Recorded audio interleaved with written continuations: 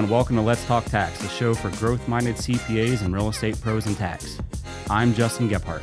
In today's episode, we're diving into what business owners need to know about commercial real estate in today's market, from rising rates to shifting space needs. I'm joined by two guests who break down the trends, the value of having the right expert on your side, and how creative incentives are helping deals get done.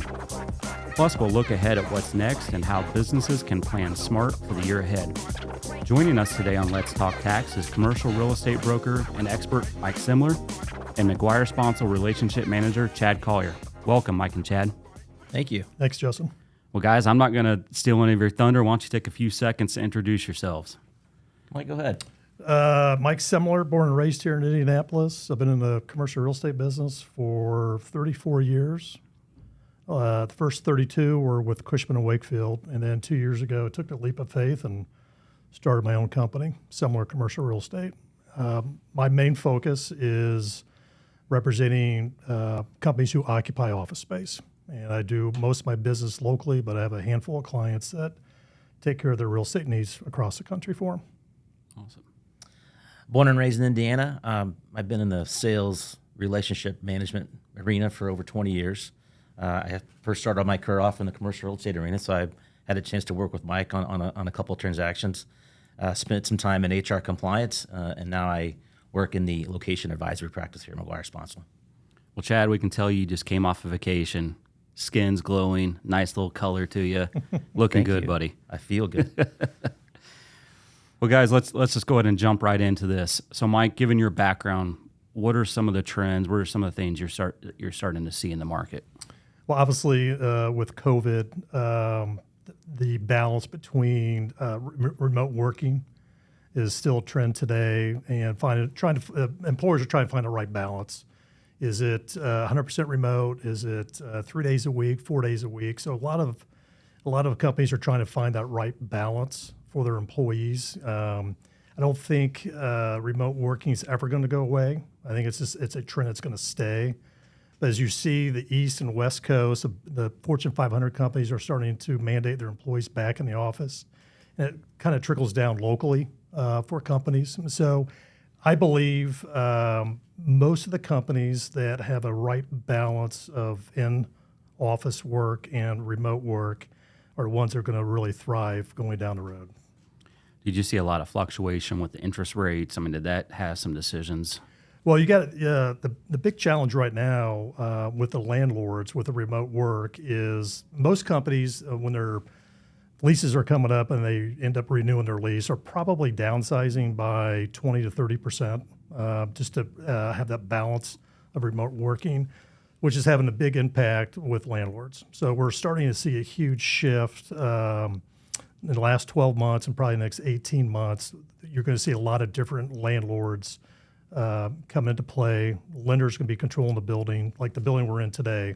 This building was the lender took it back and sold it for pretty much 50 cents on the dollar. So you're going to continue to see that trend for a while until you see a balance of the stabilization in the office market. You know, that you mentioned that is crazy. I mean, looking back at some of the building acquisitions 5 years ago, buildings being acquired for $60 million that are now being resold for $15 million. So it's definitely an adjustment. A perfect example, like I said, this building, the former owner, Zeller, had debt of $75 million. Their lender, Heitman out of Chicago, wanted to get out of the business, pretty much out of Indianapolis. And they pretty much put the thing on the market, and it sold for $35 million. Yeah. And you're starting to see that trend. Parkwood Crossing, same thing. Rubenstein paid $145 million for that 10 years ago, probably put another $40 million into it. Bank of America had the note, and that sold for $50 million. So it's just one after another.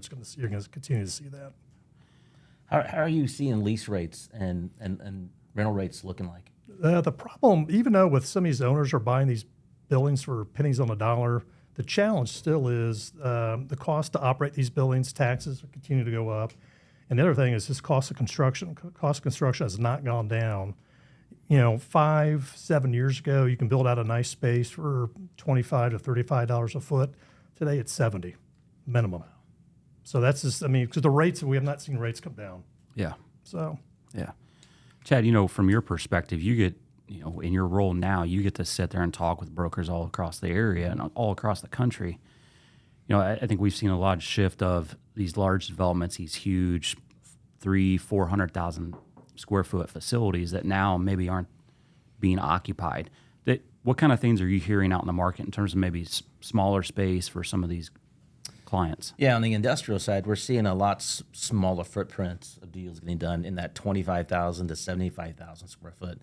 I mean, there's a lot of bigger spaces that are available, 500,000 square feet. I don't think we're going to see that any longer. I think those deals have long and gone. So at the end of the day, I think you're going to see a lot of these smaller deals get done in maybe multiple locations, so they can get the space filled and start, getting a return on their investment. Perfect. All right, Mike. So, with you being a broker, why is it so important for clients to work with a broker in doing these deals? There's just so many different dynamics of a deal. I mean, obviously, trying to find the right building, right owner. There are really good owners in town. There are some not good owners in town. And it's just the whole process of the timing of putting the deal together, getting a design firm involved, getting you guys involved from a location advisory if there's any incentive. So I'm always advising my clients, you want to start this process 24 months before your lease expires, just so you have ample time to make a right business decision. And so we may do stuff and then sit on it for a month before you want to rekindle it back up. But just more time you have to make a decision, it's better off you're going to be able to make a better deal. Yeah, I mean, I think about some of the deals we've done. Right. A lot of times people don't think about the construction Yeah. timeline. And that, you're talking 6-7 months sometimes in that, and kind of negotiating to that. So that is a pretty lengthy time frame. Yeah.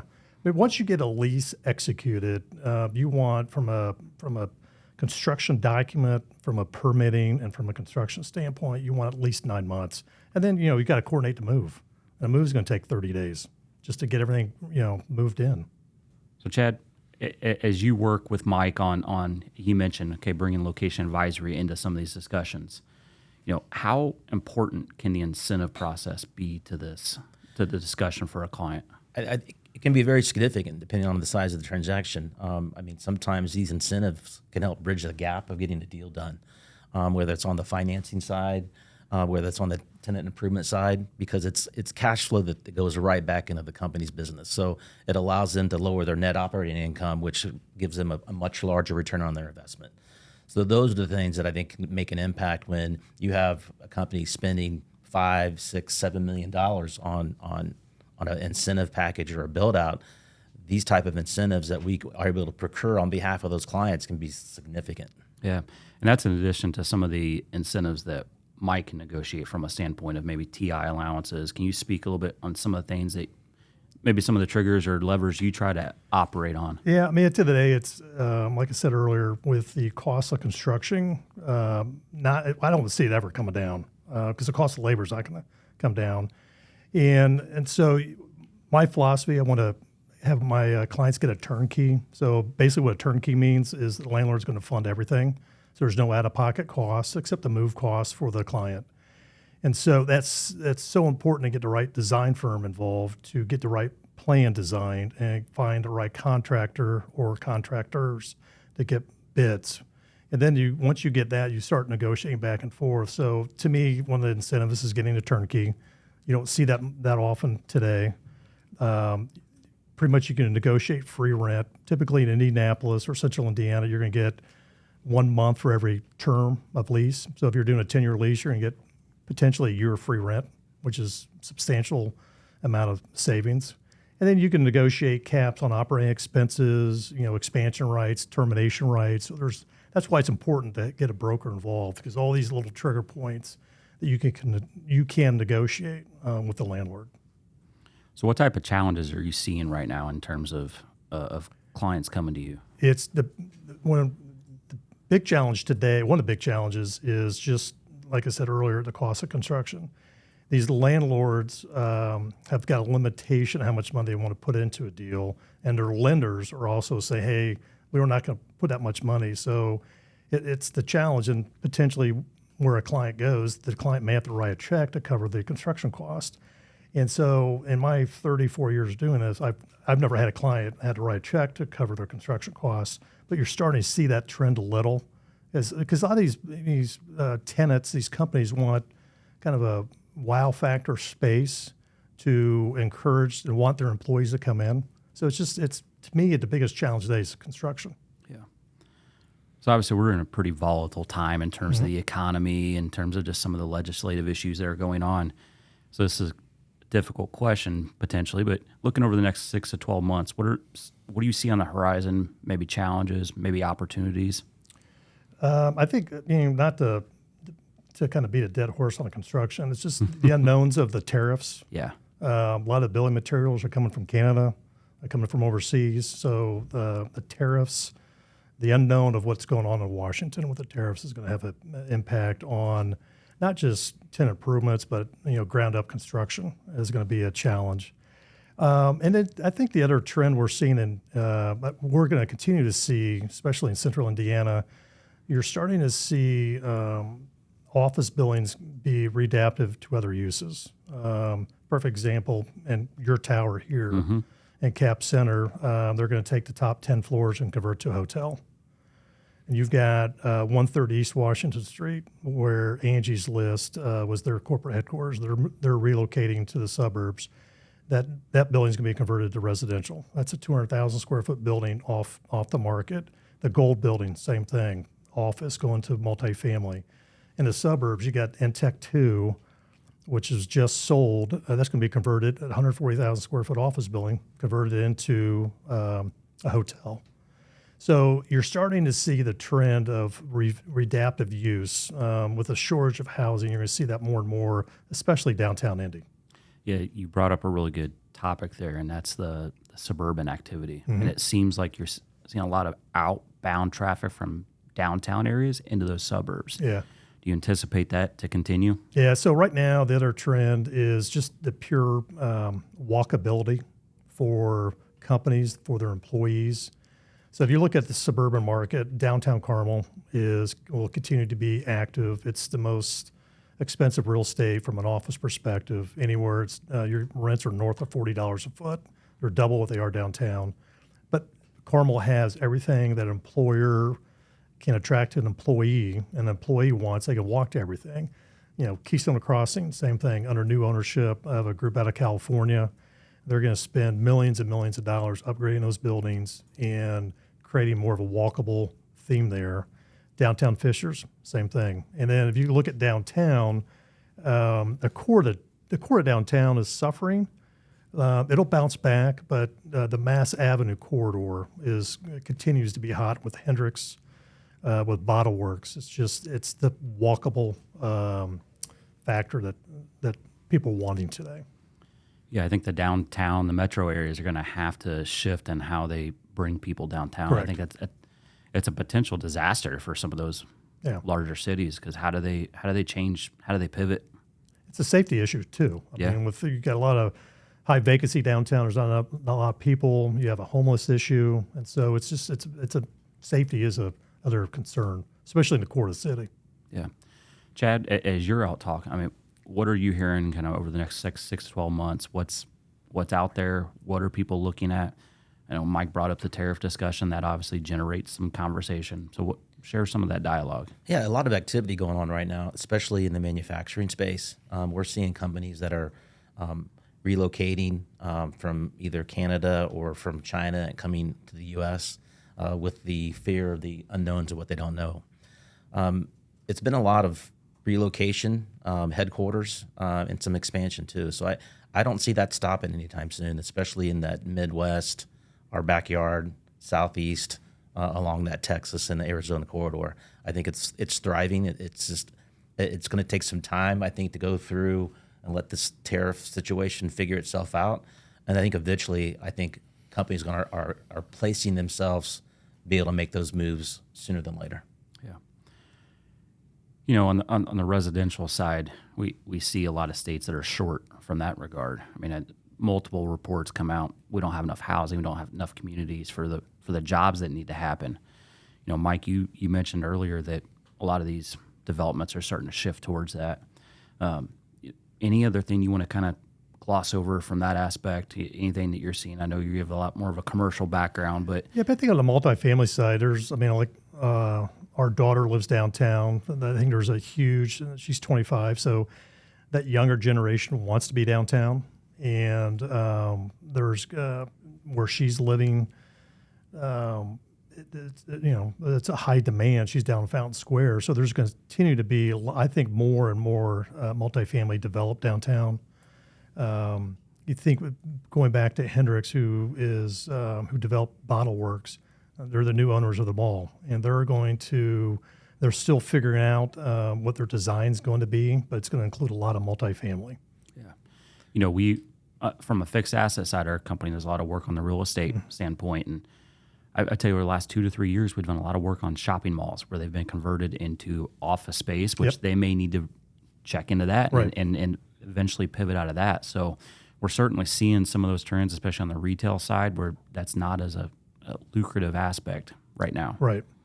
If you look at some of the malls here in Indy, you got Lafayette Square Mall. It's been a desolate location for years, but there's going to be some infusion of new money into that mall. You got Castleton Mall. I haven't been there for years, but you've got JCPenney and Sears sitting empty, so they're trying to figure out what the readaptive use. The last thing I heard with the old Sears building, they were talking about turning it into indoor soccer or basketball, because there's still that huge youth movement for sports. Yeah. And so if you bring, AAU tournaments there, you got a live audience who can enjoy the mall. And if you look at the fashion mall with Simon, Saks of Fifth Avenue is gone, and they're going to tear that portion down, and they're going to build more retail, street-level retail, and they're going to have anywhere from 40 to 80,000 square feet of office space. And they're talking to a large employer about making a big commitment up there. Yeah. So Mike, talking through kind of the process of a client comes to you, what are the type of questions that you're walking them through? What are the things that they should consider? To me, obviously, when does the lease expire? What is your employee headcount? Where do you see that employee headcount going? And then we can get you guys involved. And a lot of people really think they want to be downtown or want to be on the north side. I always advise my clients to do kind of like a heat map. That's where their employees live, the drive time study. So some of my clients are really surprised that hey, we're downtown, but you think about it, majority of your employees live on the north side or south side. Maybe we should consider moving north. So I ask a lot of questions up front, so I can uncover a lot of the things that may get uncovered down the road. And then once we kind of narrow in on what their space needs are going to be, where they want to buy, want to lease, and then we just put together a list of options, go out and tour the space, and kind of get narrowed down to a list of options they want to kind of get a design firm in to design their space. Yeah, I think that design piece is a pretty big variable. It's critical. Look back a few years ago, and it was offices, and now it's more hoteling. And correct. You think that trend will continue?